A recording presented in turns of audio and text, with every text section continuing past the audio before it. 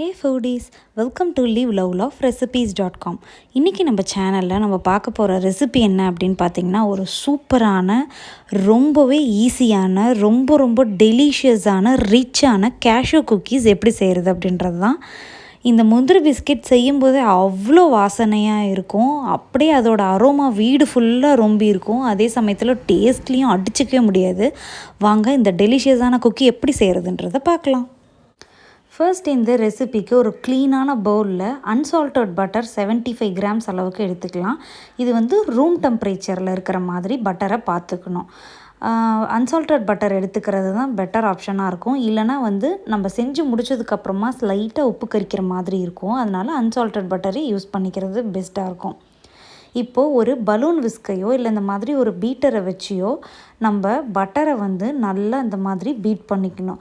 ஒரு 2 to 3 minutes நல்லா beat பண்ணிகிட்டே இருந்தீங்க அப்படின்னா பட்டர் நல்லா பீட் ஆகி கொஞ்சம் ஃப்ளஃபியாக ஆகி வரும். அந்த சமயத்தில் நம்ம பவுடர்டு சுகரை இதில் ஆட் பண்ணணும். நான் பார்த்திங்கன்னா இன்றைக்கி நம்ம சாதாரண சர்க்கரையை மிக்சியில் போட்டு பொடிச்சு எடுத்திருக்கேன். அந்த சர்க்கரையையும் ஆட் பண்ணிக்கிறேன். இதில் ஒரு 50 grams of powdered sugar add பண்ணாலே நம்மளுக்கு கரெக்டாக இருக்கும்.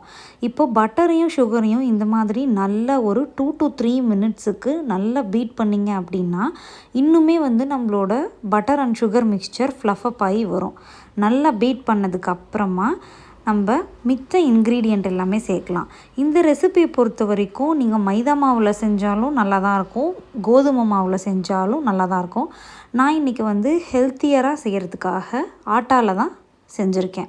ஸோ கோதுமை மாவு ஒரு 110 கிராம் எடுத்துகிட்டு அதை இந்த மாதிரி ஒரு சீவில் போட்டு நல்லா சலித்து எடுத்துக்கலாம். கூடவே கேஷ்யூ நட்டை ஒரு 30 to 40 கிராம்ஸ் அளவுக்கு இருக்கக்கூடிய கேஷ்யூ நட்டை நல்லா பவுடர் பண்ணி மிக்சிலேயே பவுடர் பண்ணி எடுத்துக்கணும். கேஷ்யூஸை பவுடர் பண்ணும்போது விட்டு நம்ம பவுடர் பண்ணணும், இல்லைனா கெட்டிமாயிடும். இந்த மாதிரி பவுடர் பண்ணிவிட்டு கேஷ்யூ நட் பவுடரையும் நம்ம இந்த மாதிரி சலித்து எடுத்துக்கணும். அதுக்கப்புறமா இது கூட பேக்கிங் பவுடர் ஒரு 1/4 டீஸ்பூன் அளவுக்கும் பேக்கிங் சோடா ஒரு 1/4 டீஸ்பூன் அளவுக்கும் ஆட் பண்ணிவிட்டு இதை நம்ம நல்லா மிக்ஸ் பண்ணி விட்டுற போகிறோம். நம்ம ஆட் பண்ணி ஃப்ளஃபப் ஆகி வந்த பட்டர் இருக்குது இல்லையா, அதுவே இந்த மாவு பிசைகிறதுக்கு போதுமான அளவுக்கு இருக்கும். இந்த ரெசிபியோட மெஷர்மெண்ட்ஸை ஃபாலோ பண்ணிங்கன்னா கரெக்டாக அந்த பட்டரே இதுக்கு போதுமான அளவுக்கு தான் இருக்கும்.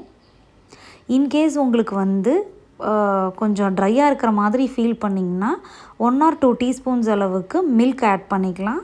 பட் இந்த மெஷர்மெண்ட்டை நீங்கள் யூஸ் பண்ணிக்கிட்டிங்கன்னா உங்களுக்கு மில்க் தேவைப்படாது. இப்போ கையிலேயே இந்த மாதிரி நல்லா பிசைஞ்சு விட்டுக்கலாம். ஃபஸ்ட்டு ஒரு ஃபியூ மினிட்ஸ் பார்த்திங்கன்னா இந்த மாதிரி எல்லாம் ஒன்று சேராமல் தான் இருக்கும். நம்ம கொஞ்சம் லைட்டாக நீட் பண்ண எல்லா மாவுமே ஒன்று சேர்ந்து வந்துடும். இப்போ பார்த்திங்களா, சூப்பராக எல்லாமே ஒன்றா வந்துடுச்சு. இந்த மாதிரி வந்ததுக்கப்புறமா நம்மளோட அவனை ப்ரீஹீட் பண்ண ஆரம்பிச்சிடணும். ஒரு 160 டிகிரி செல்சியஸில் ஒரு 5 to 10 மினிட்ஸ் அதை ப்ரீஹீட் பண்ண வச்சுட்டு நம்மளோட பேக்கிங் ட்ரேயில் பார்ச்மெண்ட் பேப்பரை போட்டு லைட்டாக பட்டர் தடவி அதை ரெடி பண்ணி வச்சுக்கோங்க. நான் ஏற்கனவே பார்ச்மெண்ட் பேப்பர் போட்டுட்டு அதில் பட்டர்லாம் அப்ளை பண்ணி வச்சுட்டேன். இப்போது நம்ம டோ இருக்குது இல்லையா, அதை சின்னதாக போர்ஷன் பண்ணிக்கலாம். இந்த மாதிரி ஒரு சின்ன சைஸாக நீங்கள் பண்ணிங்கனாலே நம்மளுக்கு குக்கீஸ் எல்லாம் பேக் ஆகி வரும்போது கொஞ்சம் பெரிய சைஸில் வரும், நார்மலாக வரும். ஸோ இது பார்த்திங்கன்னா எனக்கு கிட்டத்தட்ட 18 குக்கீஸ் கிட்ட கிடச்சிது, நம்ம எடுத்துருக்கிற ஃப்ளோருக்கும் அந்த பட்டருக்கும். ஸோ இது எல்லாத்தையுமே நம்ம கொஞ்சம் ஸ்பேஸ் விட்டு எல்லாத்தையும் ரெடி பண்ணி வச்சிடலாம். எல்லாமே ரெடி ஆனதுக்கப்புறமா அவனும் ப்ரீஹீட் ஆகிருக்கும். ஒரு 10 மினிட்ஸ் ப்ரீஹீட் ஆனதுக்கப்புறமா அதே 160 டிகிரி செல்சியஸில் நம்ம 18 to 20 மினிட்ஸ் பேக் பண்ணிங்க அப்படின்னா நம்மளுக்கு சூப்பராக கலர் சேஞ்ச் ஆகி நல்லா பேக் ஆகி கிடச்சிரும். ஸோ எனக்கு இது பேக் ஆகிறதுக்கு கரெக்டாக 18 மினிட்ஸ் ஆச்சு.